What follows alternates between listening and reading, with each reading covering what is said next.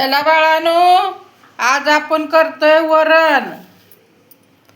तर अर्धी वाटी तुरीची डाळ, अर्ध्याला कमी मुगाची डाळ घेतलेली आहे. तर आज आपला उपवास सोडायला वरण करणार आहे. तर फोडणीचं वरण, लय मसाला लागत नाही. थोडा मसाल्यात, आपल्या घरगुती मसाल्यात वरण होऊन जातं. एक छोटा टमाटर घेतलाय, पिकलेला लाल. हा आता ह्याच्यात घालते.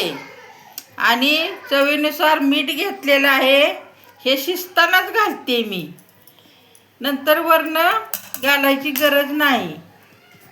आता मी झाकण लावते. 1 ग्लास पाणी घातलंय डाळीला. अंदाजानं 1 ग्लास पाणी घातलंय तेवढ्या डाळीला.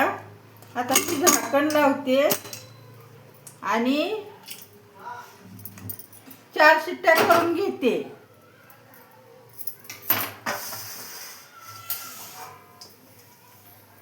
इथं डाळ शिजवून घेतलेली आहे. आपण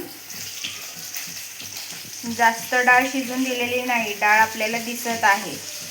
तर आता इथे आपण घेतलंय कढीपत्ता, लसूण चेचून घेतलेला आहे, कोथिंबीर घेतली आहे, मिरची घेतली आहे, हळद, जिरे, मोहरी हे आपल्याला लागणारे साहित्य आहे. तर आपण आता इथे तेल टाकूया. तर मिरची आपण अखंड मधून चिरून घेतलेली आहे, ती मधून मोडून फोडणीला देत आहे. तर मिरची टाकली सर्वात प्रथम, त्यानंतर जिरे टाकूया, मोहरी घेऊयात आता,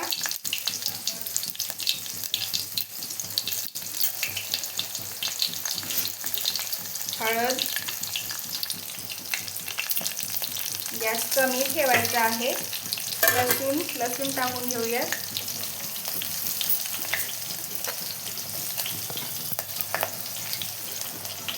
कढीपत्ता पण टाकूया, फोडणी चांगली बसेल. आता गॅस थोडा फुल करूया, चांगला हलवून घेऊया.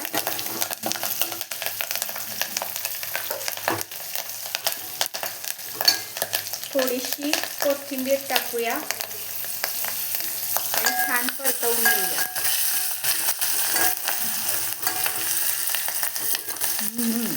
आता वरण आपण जी डाळ शिजवली आहे त्यामध्ये ऍड करूया. ती फोडणी बसली की छान होते वरण. आपण अगोदर मीठ टाकलेलं आहे चवीप्रमाणे, त्यामुळं आता टाकत नाहीये. तर हे बघा, इथं आपलं वरण तयार झालेलं आहे. त्यामध्ये आपण गरम पाणी ऍड करून घातलेलं आहे.